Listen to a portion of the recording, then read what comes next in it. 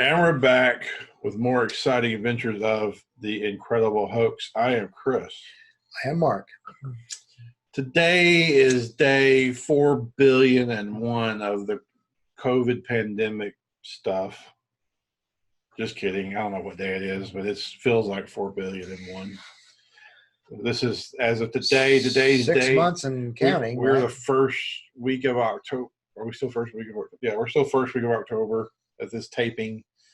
So first full week of like October. March, April, May, June, July, August, September. So we're all like 7 and some change months into this. We just taped a show that was the state of football as of week 4 in the NFL. We're going to do a show now, the state of movies at week 4 in the NFL. No, state of movies. Here we are in 2020 in our post-COVID, or I guess we're in COVID. I can say post-COVID because it's not. Yeah, we're not post yet. We're in still our in COVID world. So what is let me throw out the first kind of thought or question or whatever. All right. Movies are getting pulled from the theaters now and Okay. put into 2021 left and right. James Bond, I'm pretty sure Wonder Woman was moved. Black Widow was moved. Call of Godzilla was moved. A bunch of movies are getting moved to 2021. Tenet has performed poorly at the box office by normal standards. For COVID standards, I guess it's okay. Globally, I think it's making money, but domestically, last number I saw was around 45 million, which should have been its opening weekend. Right. So that Tenet's release has not been a success by normal standards. I think a lot of people that scared them off. That's why they started yanking their movies out of 2021. Sure. And as it stands now, what are you going to nominate for Oscars this year? There's nothing. There's not enough movies. Are you going to tell me? Like I'm half joking, but there's a lot of truth to it. One of the biggest releases, I think the biggest financial release of the year so far is like Bad Boys 3. So in theory, you could say Bad Boys 3 is in the running for best movie of the year, and either Will Smith or Martin Lawrence or both should be candidates for best actor or supporting actor because there's not anything else released. So I mean, there's a movie like Bad Boys 3, no disrespect to it, but would never ever be possibly considered for an Oscar. But because of this year, there's nothing else to judge the year by, you have to. So you take that point of view and broaden it. I mean, there could be some really, really woeful movies nominated in some categories just to fill out the ballot. Right. And I'm talking like B grade movies to have to pick from. Unhinged with Russell Crowe would be a totally forgotten thriller. But it's one of the main releases now for like 2 months because there's nothing else to put out there. Right. So in theory, Unhinged could be a candidate for best director, and best actor, and best screenplay and stuff like that. So what the hell are they going to do at Oscar time? There's nothing to put on the ballot. Tenet would have to be the best movie at this point because it's like one of the few remotely serious blockbustery type movies that have been put out with an A-list budget. Yeah. And by the way, in a normal year, it wouldn't be considered for best picture, but that's beside the point. Well, just to give us some context, is the fact that the Academy Awards have been around since like 1927. Okay. Long time. Wings was the first. So even during the Great Depression, it still gave out awards and still had a show or had a ceremony is the word I should say. World War II happened. And again, the Oscars still handed out awards, had nominees, and still had a ceremony. So fast forward now to 2020, it may be the wisest thing. It's like, well, we've never done this. So it'll be a first, but we'll have to make this an incomplete year, or something like that. And so you really can't judge it. It'll be an Oscars first, but at this point, that's what I would recommend. It's like, look, you want for all that's gone on with some of the with the problems that the award shows had in the last 10 years, you don't want to add to it. You want your credibility still to be there. You want that to be an honor, and you want it to have a if you get nominated, that's kind of elite company, and you want to keep that. I would think. So I would look at strongly just canceling the one for 2020 and just picking up in 2021. Would you combine the years, like movies from these 2 years are eligible together? That would be fair. I consider it. I just don't know that there's been enough. Going back to your argument, I don't know there's been enough releases where you might consider something like Tenet, but and maybe that thriller Invisible Man has gotten a lot of critiques from certain circles as a better than average thriller. But after that, it gets really hard to think of anything. Even Pixar their film went like straight to streaming Onward.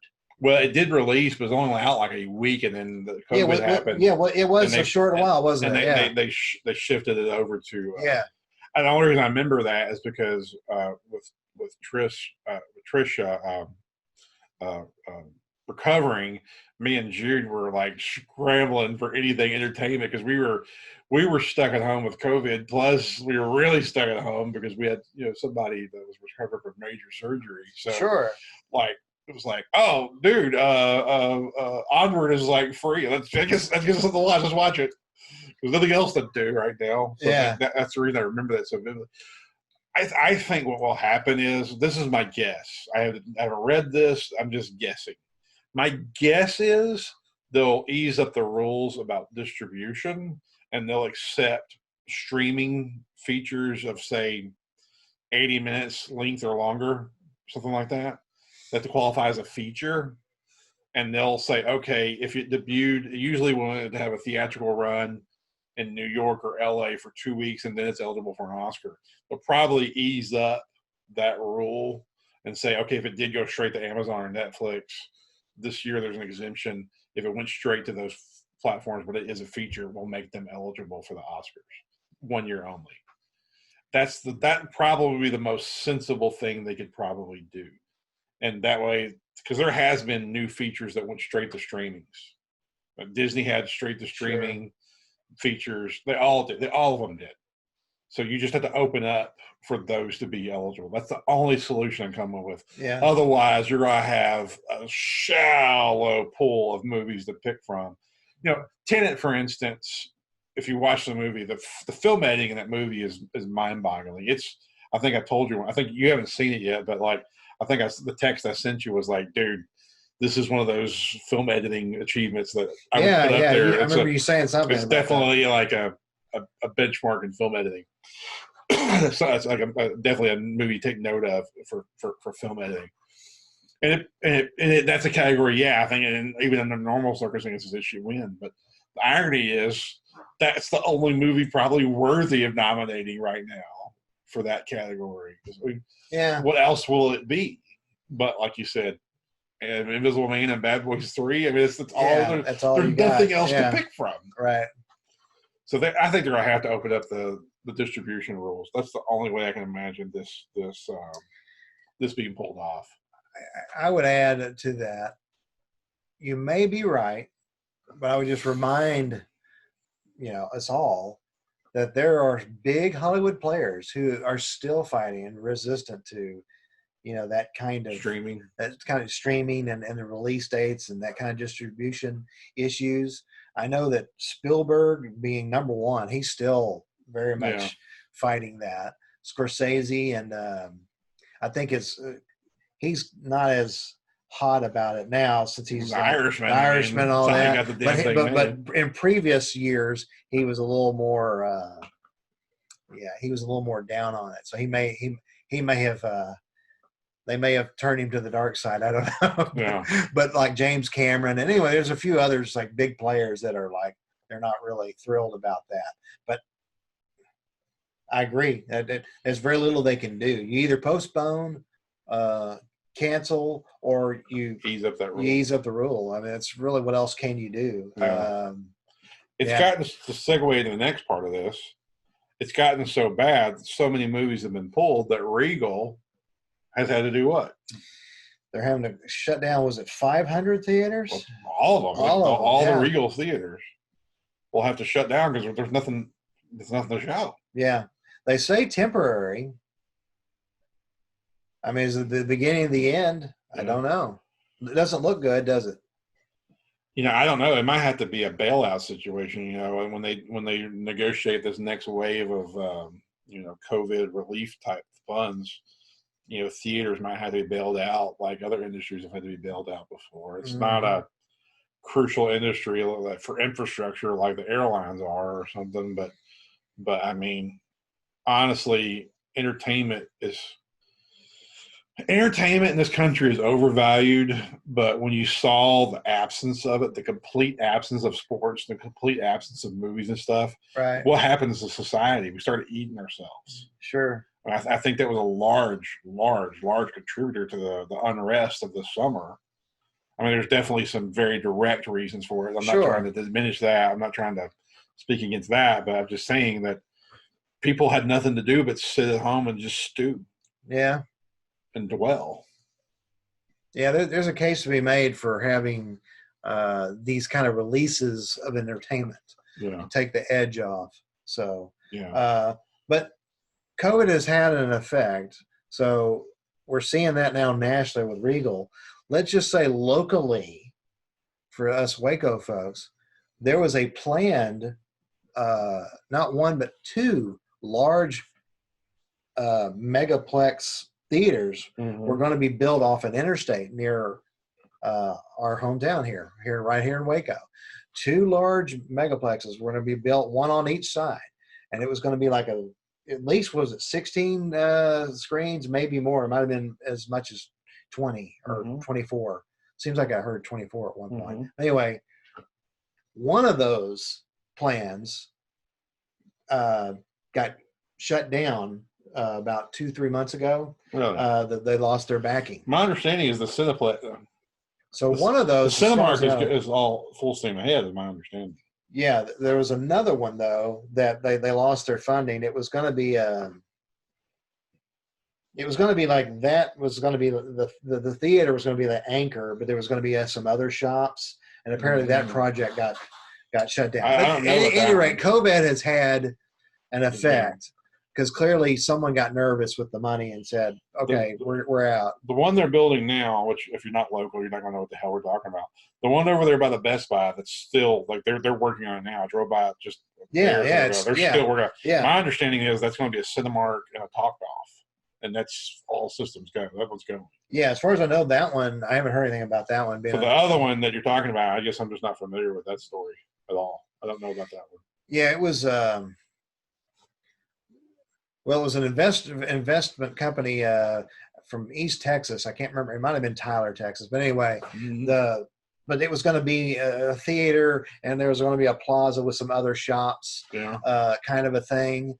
And it just interesting. Didn't know about that one. But yeah, the funding dematerialized, and I'm sure COVID was a big reason.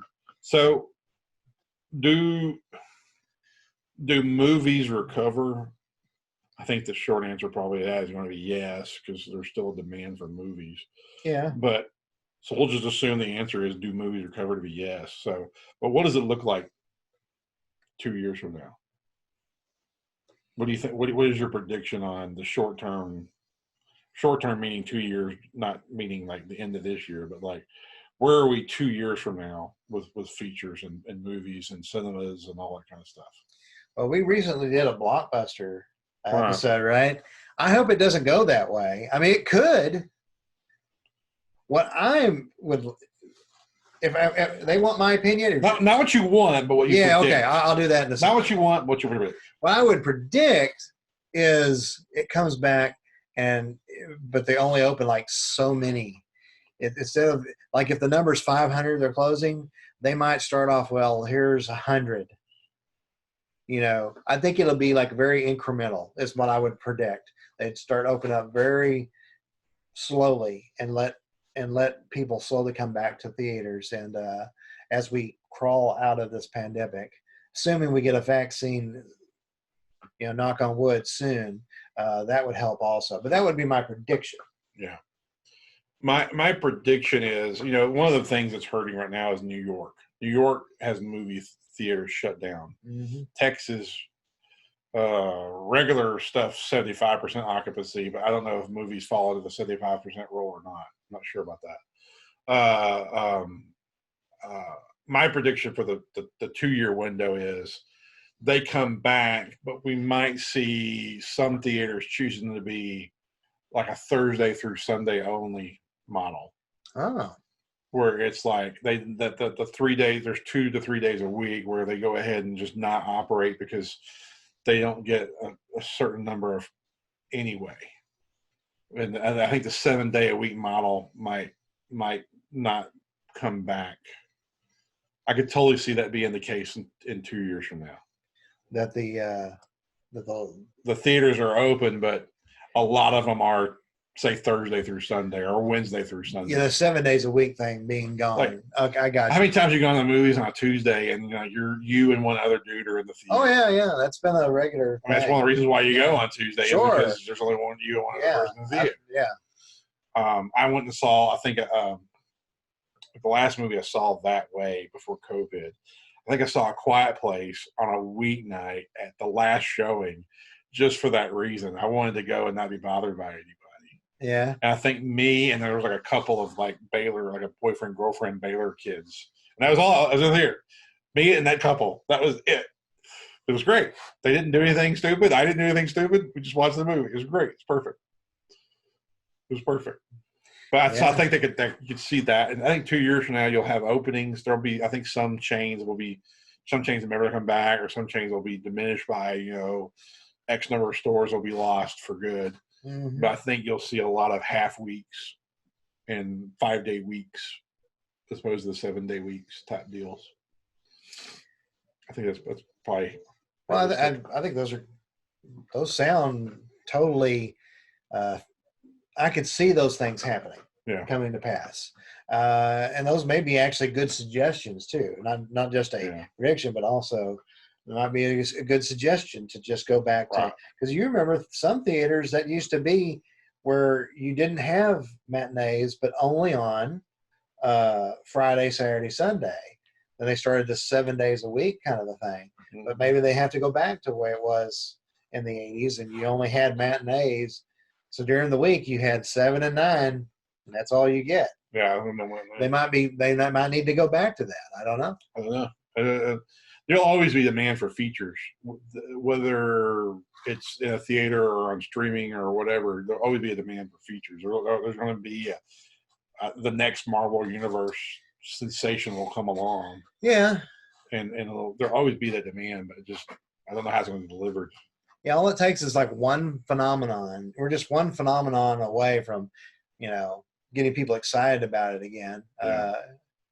Obviously we got to get this pandemic and the election. In our rearview mirror. The election years are usually screwy in a lot of sense. Right. And then you add the pandemic on top of it. So 2020 is just there might be some niche industries, like the guy that makes masks. It's probably like greatest year of all time. I love it. Right. Exactly. But for the average Joes, it's just an absolutely abysmal, just perfect storm of just misery. Well, before we leave this subject, my suggestion. Oh. If you want my suggestion, Regal and other theaters. Yeah, the CEOs called you for advice. What do you tell them? I would say, look, man, I think don't underestimate people's enthusiasm. The power of the emperor. This year, the one thing we have seen is there is genuine interest and almost a joy about the idea of the drive-in theater. So if I was y'all, it's like, look, you may only show one movie, and that's fine. But I wouldn't close all the way. I would set it up outside your building and get in your local papers and advertise whatever movie. This is going to be our drive-in movie this Saturday night. Interesting. And have that available. And I think it does two things. It keeps people excited about going somewhere to see a movie. That's good. But people seem to be genuinely like, well, they're afraid maybe about the COVID and all that. But people seem generally willing to go to a drive-in if one's showing and you make it worthwhile. So if you have something up there that's a newer movie, well, even if it's a classic. In Belton, they had a Wizard of Oz screening. Belton, for you folks that don't live in this area, is about 40 miles south of here. They had at the theater there screened Wizard of Oz outside the theater, set up as a drive-through, whatever. And they said there was well over 200 cars. Really? That showed up. They said it was a full parking lot, and just people were excited, really, and asking, "Oh, please do this again." So that's my suggestion. That is something you can do. You already own the property. Make use of it. Set up an outside screen. Interesting. And set up your outside speakers, or set up with the radio station for people tune in like they do with drive-thrus. Get all that set up. I guarantee you, it's better than just shutting down all the way. They're missing an opportunity. Well, I'm sure there's logistical reasons and things behind that. That could be somebody smarter than me. I'm sure there's somebody could fire back. Well, there's this, that, and the other, but sounds legit. I mean, I'm not a giant fan of the drive-in theater. I've been to it as an adult. A lot of distractions to me. I didn't find that. A lot of people were like, well, it's so less distracting. I'm like, no, man, I can't not look at the other cars. And this guy walks by to go to the concession stand. I can't not look at them. You know, to me, it's not the same. It's not the same thing. I like the immersion of a darkened indoor theater with a oppressive sound system beating the hell out of me. But you're right. I mean, it's doable. It sounds completely doable. Well, I had at least a coworker took her family to go to the Gatesville drive-in. Yeah. And they had a blast, and they obviously it's in their car, so they took some snacks with them. Sure. But they said that gave them an excuse to get out of the house, and they had a good time, I don't remember what they watched, but it was, I like the answer. It's an answer. It's a good answer. Well, I wish I knew more about the logistics to say, yeah, that's feasible, or no, man, you got to think of this XYZ. I don't know. And apparently the data, though, that has come in is that they have drive-ins nationwide have seen an uptick in business. Sure. So look at that. That's an opportunity. Yeah. What I think it'll work. I don't know. I don't know that the infrastructure was strong enough for the theater system to recover 100%. I don't know if it ever goes back to what it was.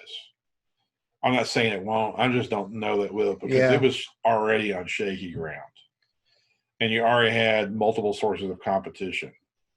So I don't, and the Marvel universe was, it quote unquote winding down with the last Avengers. I know they're continuing into another phase, but it's a lot of not near as popular properties are going to be part of that. Yeah. They're going to get away from the Iron Mans and stuff like that. So, I mean. Yeah, you're getting into now the people it would be the hardcore comic. Yeah, type titles. Yeah, these are the people that actually go to Comic-Con, not the regular Joes. Yeah, I mean, people know Iron Man, Spider-Man, and Batman, and Superman, but you start getting into this that second tier, third tier. Right. I don't know how that goes, but it'll there'll be an audience for it, but as big, no. I don't know if it's big. So anyway, there already were some live variables and questions, and then with this, I don't know. I might, if I had to put money on it, I'd say the theater system never comes back the way it was. The pre-COVID days that'll be just a whole different thing, and what they'll be in the future will be completely different. I just don't see how it comes back. Well, 2019, if that was going to be your last year, what a heck of a year, just money-wise, revenue-wise. You had so many big franchises that were winding down, and then you had Disney make these extremely popular and successful live-action remakes of their 90s classics, animated classics, that, it was it was an interesting year. Let me just give you an example. It's almost like they knew COVID was coming. I want to talk about something we've talked about before. But I still think it's amusing as hell. Okay. Well, you had all these big movies, and they had all this auxiliary marketing stuff already booked. So a lot of the marketing hit the shelves, even though the movie didn't. So like you saw Wonder Woman Doritos and stuff like that, but there was no Wonder Woman. Right. So it came out at the time that the Wonder Woman movie should have come out. Yeah. But there was no Wonder Woman movie. Right. But you still had your Wonder Woman Doritos package on the shelf. Yeah. So at Walmart, you had hey, you can call back. Here, hang on. Bear with me 1 second. All right.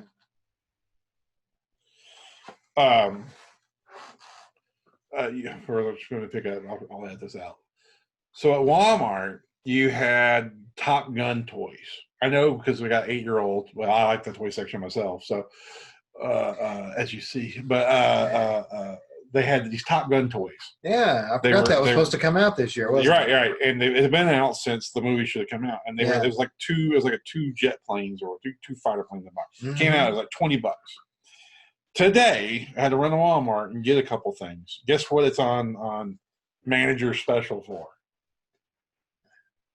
And it went from $20, I'm going to say, down to $5. Close, $7. Oh. So, and they had this big, like one of those middle things. They've had it, like I said, I go to the toy section at Walmart all the time. This thing, that center aisle thing, like the bin or whatever, has been full of Top Gun things all year long. Well, all say spring to now. Right. And now it's like, and it never moved. It always stayed kind of the same size. So nobody was buying it because like Top Gun, I mean, what Top Gun toy? Yeah, exactly. So they're now like having to clearance out. My point is they're having to clearance out some of this marketing stuff because no movie hit. Right. It didn't sell. They're having to clearance out this stuff. And so that kind of an example of how all this stuff is tied to work together. Right. Like, there's this fragile system, and the ecosystem was totally unbalanced this year. Yeah. Well, I know that Walmart has like these return centers where they have pallets and pallets and pallets of stuff that'll be returned, and some of it is. It wasn't that it was broke. It's just the person just returned it because I guess they didn't want it, or maybe it was a duplicate, whatever the reason. So that stuff they'll stick in a warehouse somewhere. Well, you wonder how much of that now. It's like, well, do we hang on to like Top Gun? Well, it's going to come out eventually, right? So are they really going to like put that like in one of their returns warehouses to hang on to that stuff, and maybe they think, well, maybe we'll release it then, and it might make a few bucks then. I don't know, but it is an interesting dilemma. There'll be a lot of interesting tax write-offs and losses and things like that at the end of this year. That's for There'll be a lot of interesting stuff takes place with people taking losses. Whatever, I'm not sure how that works. It goes above my head, but I'm sure there'll be some interesting things taking place, write-offs, whatever. I mean, what the hell are they going to do with all this Wonder Woman packaging? They had to release it. They're married to it. Well, I actually had cans and cans of soda for at least a month that all had like the W Wonder Woman on that. So I totally know what you mean. And of course that movie is not going to show this year. So this is kind of just such a bizarre year. It's going to be one for the books. That's for sure.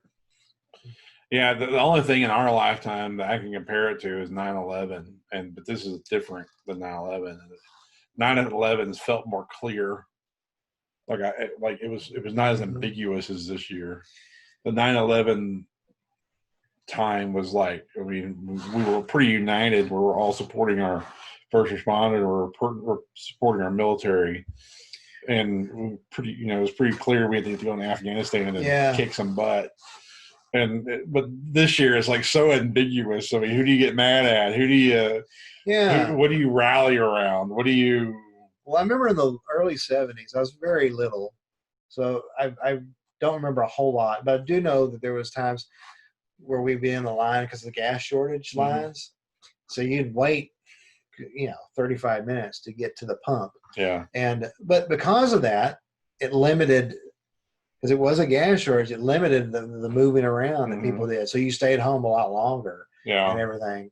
So, but I was too little to remember, all the repercussions. All the repercussions and all that. But it would be interesting to talk to someone who is very much an adult and a working class individual that lived through those gas shortages. It's like, well, did you go these long stretches and just weekends where you just stayed home, even though you're like, I'd like to go out and see a movie or go bowling, but instead you had to stay home. I don't know. That would be the only other time I could think of in the last 50 years where there was anything that would have caused something out of the normal for people to actually stay homebodies. Yeah.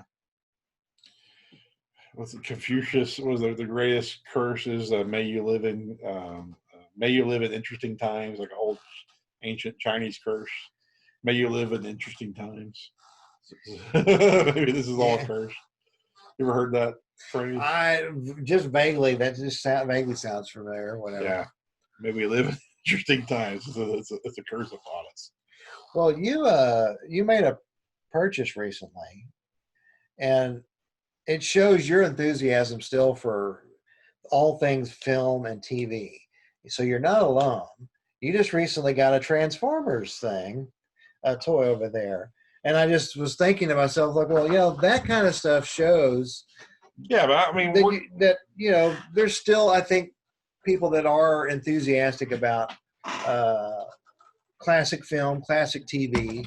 So it's a bad year, yeah, but I think it'll be back. We'll see how much Omega comes back. Supreme. But look at that, Omega Supreme, Transformers. Omega Supreme. He's kind of walk. Look at that. He lights up and everything. He does walk, doesn't he? Well, is it just the one foot? There it goes. Yeah, I gotta do some cleaning. It's old. It's old, and I need to take it apart and clean it and work on it a little bit. I literally got it yesterday. But I mean, we're geeks, and we're always gonna be geeks. We're always gonna be movie and football. I mean, we'll be in our 90s, like cussing about some movie or some football game or something. That's just who we are, and that's who we'll always be. And there's some people that can take it or leave it. I mean, they'll always be that you could take it or leave it. So, right. I mean, I want movies to come back. I want theaters to open up fully. I love big giant palace of a theater. I mean, one of my favorite. I don't go to church. I go to the movies. I mean, when I need to recollect my mind, that's how I do it. That's the reason I watch more movies in the theater than I do at home, because at home I'm distracted and I'll start working. I'll do 100 other things. If I'm in the theater, I'm forced to concentrate and just stop my brain and just watch it. That's the reason why I want to watch a movie. I'm not that guy that's going to halfway through it, who the butler did it. I don't watch a movie that way. Yeah. And the reason why is I want it to just happen. Sure. I go there to not think. I don't want to outguess the movie. Well, you want that to be transported. Right. And so you see these people people were like, man, I knew halfway through that such and such did it. I'm like, yeah, but I wasn't watching it that way. Yeah, I could have figured it out, but I wasn't trying to. I just wanted it to have. I took it as it was given to me. And that's for that reason I want that escape. Yeah. And so I'll always be the guy. So they open up full blast tomorrow with all new releases. I'm there and I'm in. And heck, I've gone to see Tenet, and I've gone to see the 40th anniversary Empire Strikes Back, and we just went and saw the Beetlejuice re-release this past Friday. So I'll probably go see something else this coming week. So, I mean, I'm already back. Just there's not enough of me. Yeah. Well, I've been really taken to streaming, as I've saying. Yeah. I've said in previous episodes. I will say, though, I would hate to think we would get no more after COVID. That we would get no more event movies. I don't think that's going to happen. Because those are fun. Going somewhere early, standing in a line, and the anticipation of going in and checking out that has, to me, has always been one of the special, unique things about movies. And so the idea of like, no, that's gone. That's not coming back. No, I'd hate if that was true. I would hate that. But so hopefully that'll still be there. So I'm still hopeful and looking forward to that experience. Stuff like that will definitely bring me back. Yeah. All right. Well, speaking of things that will bring you back, stay tuned for the further adventures of the Incredible Hugs. Well, that Taylor Dane love will bring you back. So now I got to edit it where I include that line. Good job.